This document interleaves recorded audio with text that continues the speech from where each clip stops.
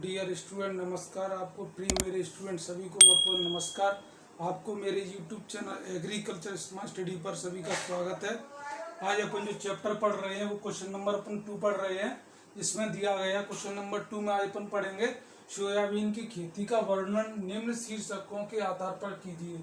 जो सोयाबीन की खेती होती है, जो अपनी सोयाबीन की जो क्रॉप होती है ना, उसका वर्णन अपन को निम्न शीर्षकों के आधार पर करना है। क्वेश्चन में दिया गया है। तो क्वेश्चन नंबर 2 में दिया गया सोयाबीन की खेती का वर्णन निम्न शीर्षकों के आधार पर कीजिए।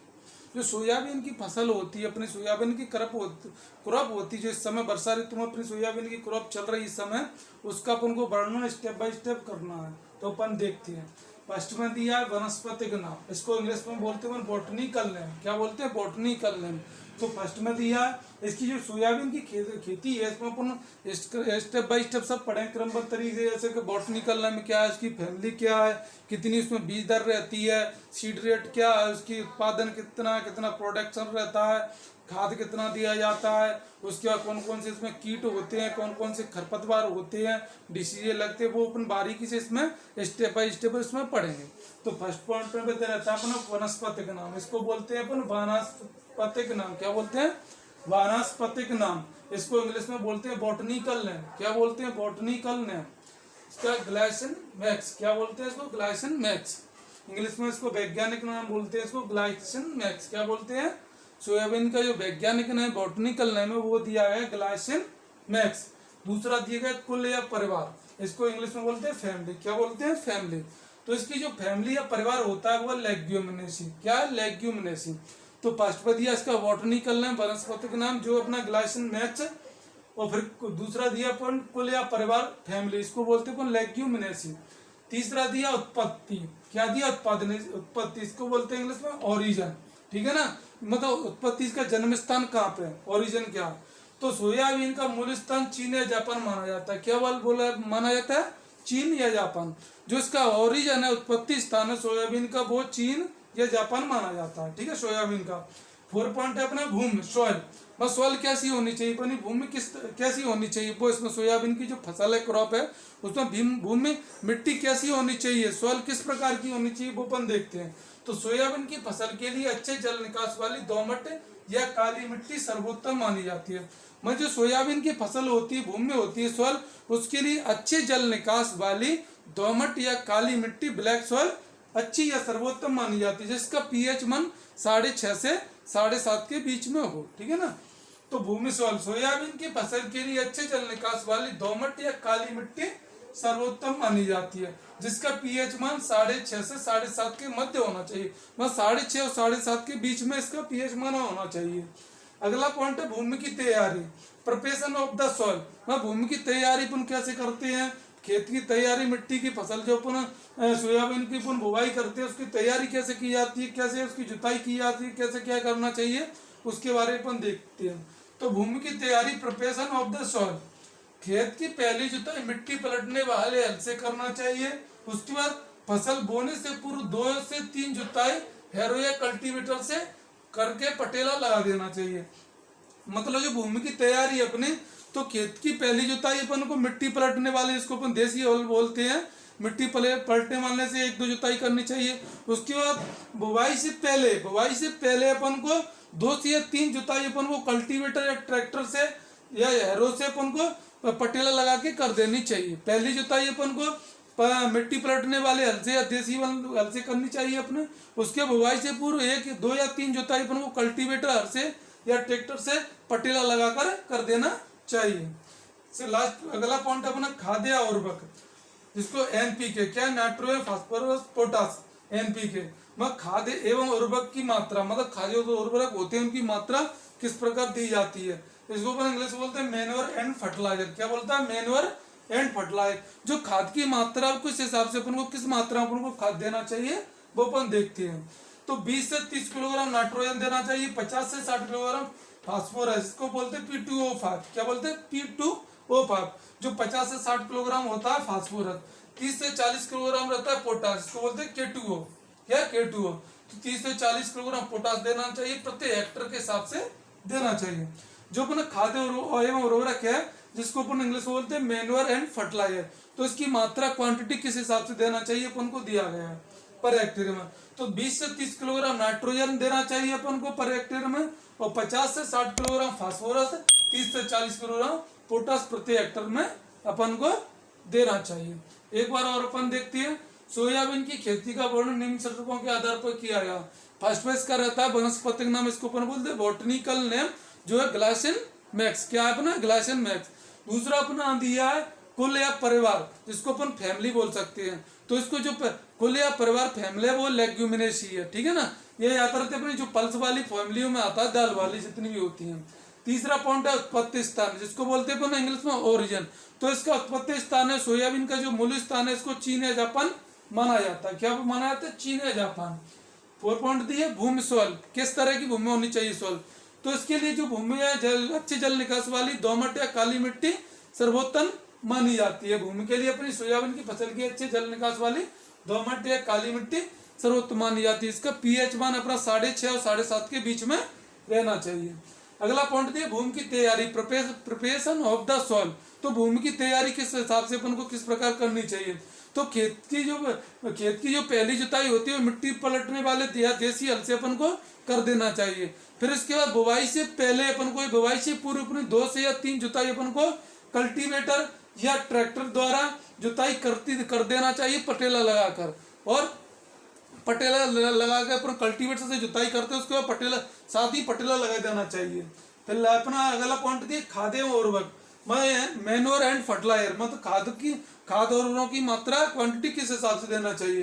तो इसमें 20 से 30 किलोग्राम नाइट्रोजन दिया गया है, 50 से 60 किलोग्राम फास्फोरस दिया गया, 30 से 40 किलोग्राम पोटास प्रति हेक्टेयर की मात्रा से क्वांटिटी अपन को इसमें देना चाहिए। और अपनी नेक्स्ट हेडिंग है उन्नतशील किस्में। 7 नंबर की हेड में जो उन्नतशील किस्में में कौन कौन सी इसमें वेरायटी अपन सोयाबीन की जो फसल होती है वह, तो कौन कौन सी वेरायटियों का अपन कौन कौन सी इसमें वेरायटियों का अपन यूज करते हैं वो इसमें देखते हैं।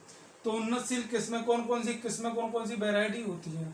तो फर्स्ट पे दिया गया Bragg, Clark 63, 63 Clark 63, Hardee, Punjab 1, Monetta, Ankur, Gaurav, Shilajit इत्यादि। ये सोयाबीन की वेरायटी किस्में जो अपन बुवाई के लिए अपन यूज करते हैं। तो कौन कौन सी हैं उन्नतशील किस्में हैं। ये ब्रैक है, क्लार्क है, 63 है, हार्डी है, पंजाब 1 है, मोनिटा है, अंकुर है, गौरव, शिलाजीत इत्यादि को वेरायटी क्रॉप होती है, वेरायटी होती है किस्में जो अपन सोयाबीन की फसल के लिए यूज करते हैं। सेकंड अपना पॉइंट है बीज दर, सीड रेट। मतलब बीज सोयाबीन की फसल की बीज की कितनी मात्रा होनी चाहिए, बुवाई के समय कितना बीज अपन को पर हेक्टेयर में यूज करना चाहिए, सीड रेट कितनी होनी चाहिए, क्वांटिटी वो दिया गया। तो बीज दर जो सीड रेट है ना, तो खरीफ की फसल के लिए, खरीफ जो होती है पूरी वर्षा चौमासे वाली फसल होती है, उसके लिए खरीफ की फसल के लिए 70 से 75 किलोग्राम बीज, 70 से 75 किलोग्राम बीज, तथा जो जायद गर्मी वाली फसल होती है तो जायद की फसल के लिए 100 से 120 किलोग्राम बीज प्रति हेक्टेयर के हिसाब से बोना चाहिए। तो अपनी सीड रेट है ना बीज दर, तो उसमें जो जायद की जो गर्मी वाली फसल होती है उसके लिए 70 से 75 किलोग्राम बीज बहुत अच्छा माना गया है। तथा जो जायद की गर्मी वाली फसल होती है उसके लिए 100 से 120 किलोग्राम बीज प्रति हेक्टेयर के हिसाब से बोना चाहिए। मतलब अपनी जो खरीफ की फसल है उसके लिए 70 से 75 किलोग्राम, और जो जायद गर्मी वाली फसल होती है उसके लिए 100 से 120 किलोग्राम प्रति हेक्टेयर अपने बुवाई करनी चाहिए। अगला पॉइंट है बीज उपचार, जिसको बोलते हैं सीड ट्रीटमेंट। क्या बोलते हैं? Seed treatment. बीज का उपचार किस प्रकार से करना चाहिए। आज के समय तुम्हें पता है क्योंकि पर्यावरण का संतुलन दिन पर दिन प्रकृति का संतुलन बिगड़ता जा रहा है, तो क्या है उसका बीज का कीड़े मकोड़े बहुत से लग जाते हैं अपने बीज को बुवाई से, तो बीज अपना बहुत महंगा आता है, तो किसान भाई हर बार खर्चा नहीं उठा पाता है। तो उसके लिए बीज को बुवाई से पहले उसको बीज उपचारित करना चाहिए। बहुत सी दवा कंपनियों की आती है उसके बीज से उपचारित करने के बाद उसको दीमक वगैरह बहुत से कीट उसको नहीं लगेंगे, ठीक है ना। तो बीज उपचार करने के लिए अपन को बीज बोने से पूर्व उसको राइजोबियम कंचल नाम की एक दवा आती है, मेडिसिन आती है, किस नाम से? बीज बोने से पहले, बीज की जो बुवाई होने से पहले खेत में अपन को राइजोबियम कल्चर से उपचारित करना चाहिए, या कैप्टोन या थीरम 2.5 से 3 किलोग्राम 2.5 से 2.5 से 3 ग्राम दवा प्रति किलोग्राम बीज के हिसाब से मिलाकर बोना चाहिए। मतलब 1 किलोग्राम बीज में अपन को राइजोबियम कल्चर से उपचारित करना चाहिए, या कैप्टन या थीरम 2.5 से 3 ग्राम की एक पाउच आती है, उसको दवा को प्रति किलोग्राम के हिसाब से अपन को मिलाकर बोना चाहिए। उसके उपचारित करने के बाद बुवाई करना चाहिए। अगला पॉइंट है बोने का समय, मतलब स्विमिंग टाइमिंग। मतलब बोने का बुवाई का समय भी अपन को निश्चित करना चाहिए। वहाँ बुवाई पर समय के हिसाब से बोना चाहिए, ऋतु के हिसाब से होना चाहिए। तो बोने का तो जो स्विमिंग टाइमिंग है वो खरीफ ऋतु की फसल है, जो वर्षा ऋतु की फसल होती है। खरीफ ऋतु की फसल के लिए बुवाई 20 से 10 जुलाई तक करना चाहिए। कब? जो खरीफ ऋतु की फसल है उसकी बुवाई अपने 20 जून से 10 जुलाई तक, तथा जायद की जो गर्मी वाली ऋतु की फसल है उसकी बुवाई अपने 15 फरवरी से 15 मार्च तक करना चाहिए। मतलब कहने का तात्पर्य जो खरीफ ऋतु की फसल है उसकी बुवाई अपने 20 जून से 10 जुलाई तक करना चाहिए। जो जायद की ऋतु की गर्मी वाली फसल है उसके लिए अपन को बुवाई 15 फरवरी से 15 मार्च तक करना चाहिए। हाँ, तो अपना अगला जो अपनी इसमें हेडिंग बची हुई है वो अपनी उपज 11वें नंबर की जो अपनी इसमें दी गई है हेडिंग वो क्या? उपज। इसको इंग्लिश में बोलते हैं भाई यार्ड या प्रोडक्शन। क्या बोलते हैं? उपज को अपन बोलते हैं यार्ड या प्रोडक्शन। मतलब उत्पादन कितना होता है जो अपन सोयाबीन की फसल की है उसमें उत्पादन कितना हुआ है, एवरेज अपन देखते हैं। तो जो अपनी उपज या यार्ड होती है ना, प्रोडक्शन, तो सोयाबीन की औसतन उपज 30 से 35 कुंटल प्रति हेक्टेयर प्राप्त होती है।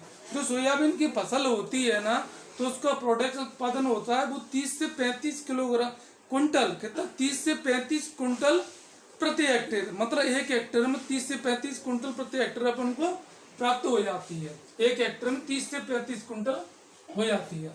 अगला पॉइंट है अपना रोग, जिसको बोलते हैं डिसीज। क्या बोलते हैं? रोग, जिसको डिसीज बोला जाता है। पीला मोजक, येलो मोजक इसको बोलते हैं। पीला मोजक, अर्ध गलन, इसमें अर्ध में गलन में क्या हो जाता है? गल जाता है। जो सोयाबीन की फसल होती जाती है वर्षा ऋतु में गल जाती है अंदर से।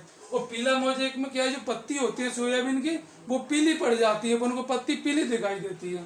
अगला तना सड़न, इसमें क्या है? जो सोयाबीन का तना होता है वो सड़ जाता है, गल जाता है वर्षा ऋतु में ज्यादा बारिश होने से। अगला है पत्ती धब्बा, इसमें क्या? पत्तियों पर धब्बे टाप के पड़ जाते हैं, चिट्टे टाप के पड़ जाते हैं। तो इस तरह के इत्यादि रोग होते हैं। कौन कौन से रोग में? पीला मोजेक, अपना अर्ध गलन है, तना सड़न है, पत्ती धब्बा इत्यादि। अगला इसका अगली पॉइंट है कीट, इसको अपन बोलते हैं पेस्ट्स। क्या बोलते हैं इंग्लिश में? पेस्ट्स, कीट। इसमें चंड भ्रंग, क्या बोलता है? चक्र भ्रंग। कौन सा? चक्र भ्रंग। अगला तना वेदक, इसमें तना को ये अंदर से खोखला कर देता है जो कीट है ना अंदर से। सॉरी। अगला दिए फली वेदक, इसमें क्या है? जो कीड़ा होता है कीट का अंदर से फली दानों को काट जाता है, खा जाता है, फलियों को अंदर से खोखला कर देता है, फली वेदक इत्यादि होती है। जो अपने कीट पेस्ट होते हैं ना, चक्र भ्रंग है, अपना तना वेदक है, फली वेदक इत्यादि होते हैं, कीट हुए थे। तो अपने स्टेप बाय स्टेप पढ़ा। अपने सोयाबीन की फसल पढ़ी थी जिसमें अपने सोयाबीन का सबसे पहले बॉटनिकल नेम पढ़ा था जो अपने ग्लाइसिन मैक्स बोलते हैं वनस्पति ने।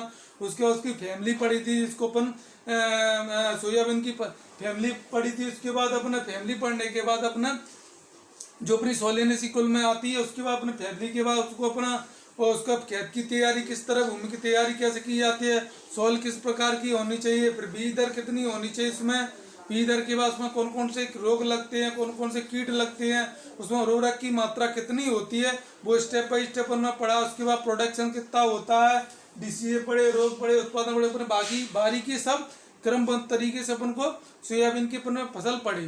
इसके आगे जो अगली फसल आई उसको अपन पढ़ेंगे।